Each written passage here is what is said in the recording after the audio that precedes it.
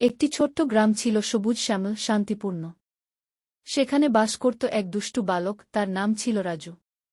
রাজু ছিল গ্রামের সবচেয়ে দুষ্টু ছেলে। সারাদিন সে শুধু দুষ্টুমি করে বেড়াত। তার কোনো কাজের প্রতি মনোযোগ ছিল না, আর গ্রামের সবাই তার দুষ্টুমির জন্য তাকে চিনত।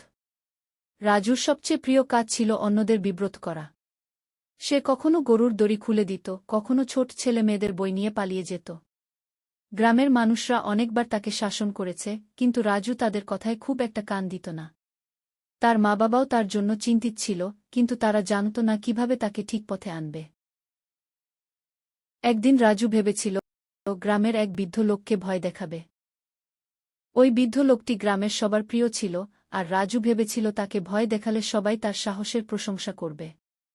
রাজু ছদ্মবেশে বনের পাশে গিয়ে লুকিয়ে রইল। বৃদ্ধ লোকটি যখন বনের পাশ দিয়ে যাচ্ছিলেন, তখন রাজু হঠাৎ করে তার সামনে এসে ভয় দেখানোর চেষ্টা করল। কিন্তু বৃদ্ধ লোকটি একটুও ভয় পেলেন না।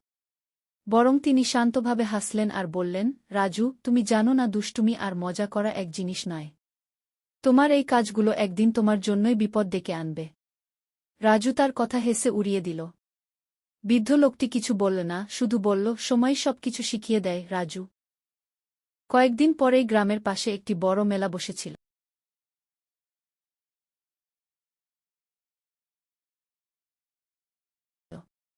রাজু সেখানে গিয়ে নানা রকম দুষ্টুমি শুরু করল। সে এক দোকানদারের দোকানে গিয়ে কিছু জিনিস লুকিয়ে ফেলল।